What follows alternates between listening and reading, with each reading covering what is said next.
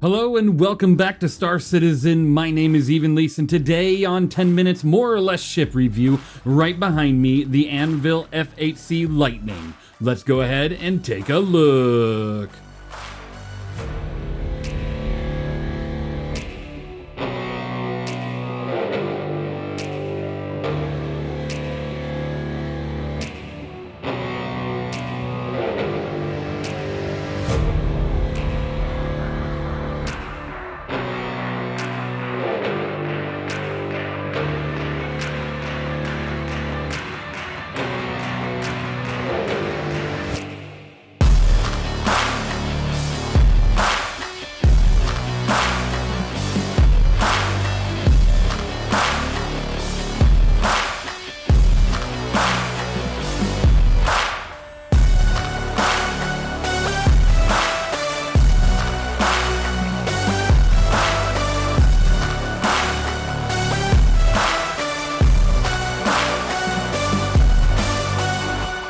I just have to tell you something really awesome. Star Citizen ships have insane detail, and now you can finally bring that detail into the real world with a physical Scorpius model. It's made by PigeonSpacePort, the same officially licensed team that built the Retribution and Port Olisar installations for CitizenCon and Beacon. This isn't a cheap display piece. The Scorpius uses ABS as its primary material and is injection molded using custom tooling, giving it high fidelity panel lines, crisp geometry, and functional wing articulation. It comes in three colorways: Avalanche, Stinger, and Standard, and includes full metal display base and collector's grade wooden packaging. Pre-orders also receive an exclusive numbered wooden stand. The final production model is on the way, and I'll have a full hands-on here soon. Pre-order now for free shipping, tax-free delivery, and use creator code Evenlease for an extra discount. Alright, welcome back to another review. Today, WinRar 42 and Cypher1 did assist me with this, so thank you to both of you. Now I have to say, I've done the F8C Lightning before and a couple times, but this ship has changed so much over the past few years since it's released, it deserves a new one every time the stats change, or you're not going to know what you're flying. And now it's publicly available for purchase as of today. From what I can see, it is available for $300 store credit, or you can get it through Wikello in-game if you wanted to, or Wikello, however you want to say that. Now it does have a 16-minute and 1-second claim time, or if you were to expedite it, it's 5 minutes and 20 seconds. It's a little bit higher than a lot of fighters out there, but definitely not terrible for what type of fighter it is, which it's considered a heavy fire, and it has a ton of forward-facing firepower as the pilot in this craft. There is no interior, no ability to carry cargo, nothing like that. It is through and through a heavy fighter and only. This ship does have 3,267 burst damage per second due to the two size 3 CF337 Panthers, the two size 3 Tarantula GT870 Mark IIIs, the two size 2 Tarantula GT870 Mark IIs, and the two size 2 CF227 Badgers.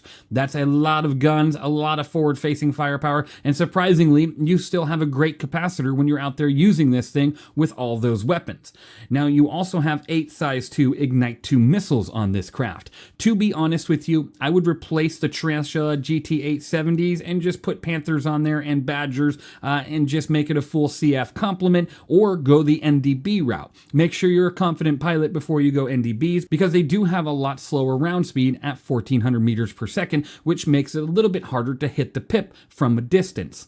Now with that, this ship does have two size 2 Shoot Stealth Grade B shield generators, outputting 5,780 bubble shield stock. That's not the greatest amount of shield generation for a craft like this, so it is recommended to up it to the heaviest shield you can get. And then you do have 40,200 ship health pool, which is honestly really good. If you practice avoiding fire, that health pool will last quite a long time, so I can definitely appreciate that on a heavy fighter that's a single seater. You also have a top SCM speed of 210 with a 445 forward boost, a 218 backwards boost, and a top nav speed of 1075. The pitch yaw roll is better than it was before, and I'm going to show you that on screen right now, but before I do, I'll give you the stats. It's at a 38, 35, 140 pitch yaw roll, boosted 46, 42, 168. Let's compare it from the last patch to this patch right now.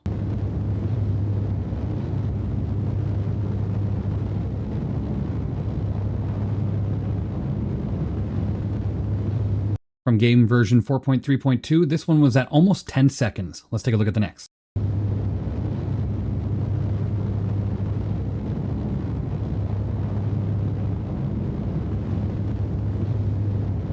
In 4.4, it was almost just 8 seconds, but it hit 9 right at the top there. Next.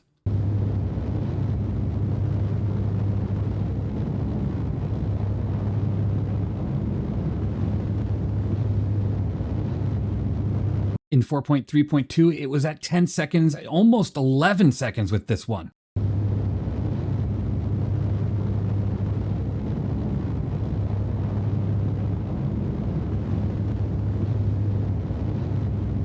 Four 4.4 showed a similar result. It almost was at 9, but just clicked right over to 10. Next.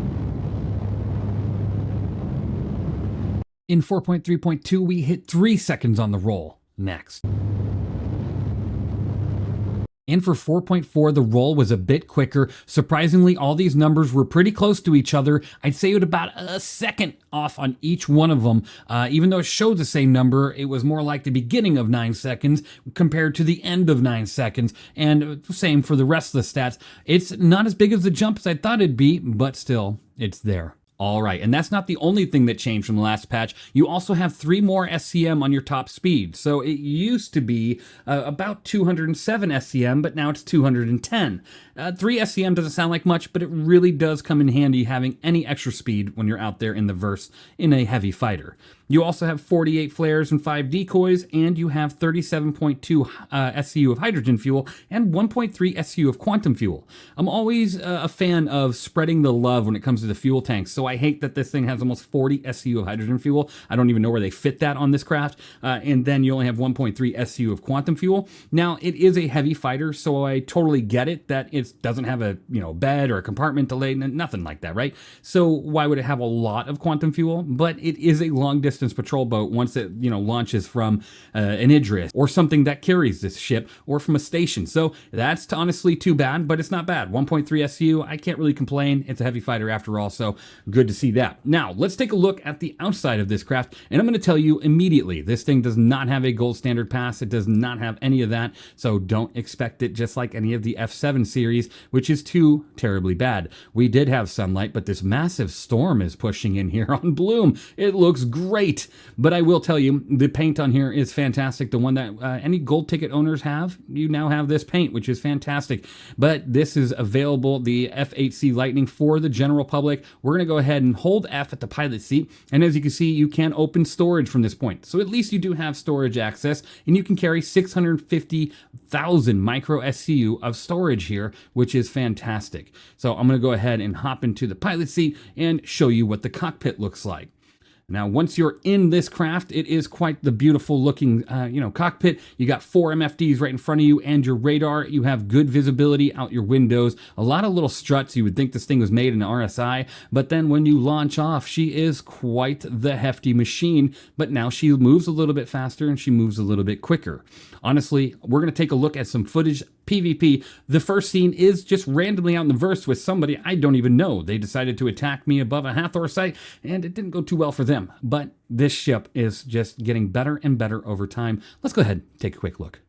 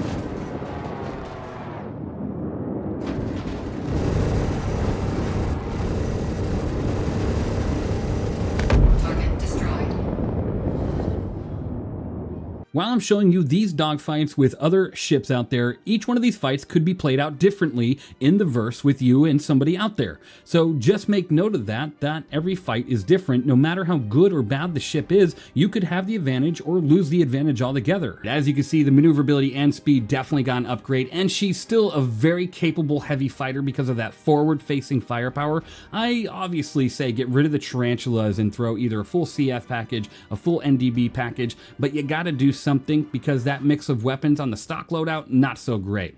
Honestly, my score before was a 74 out of 100. Now it's an 82 out of 100 because every patch we see, this thing is getting better and better, and I love to see it. What do you think of the F8C Lightning? Down below, let me know, post a comment, and are you getting one today on Anvil Day? Because honestly, it's a great heavy fighter, but the price point is really high for what it is. Thank you for watching. Thank you for being here. You all are truly amazing. And of course, I'll see you all in the next one. If you're building a new PC, go through longshipindustries.com, a veteran-owned mom-and-pop business that takes pride in every single build. He built my personal rig, which you can actually see featured on the website. The care, warranty, and customer support are top tier. Trust Longship Industries for your next build.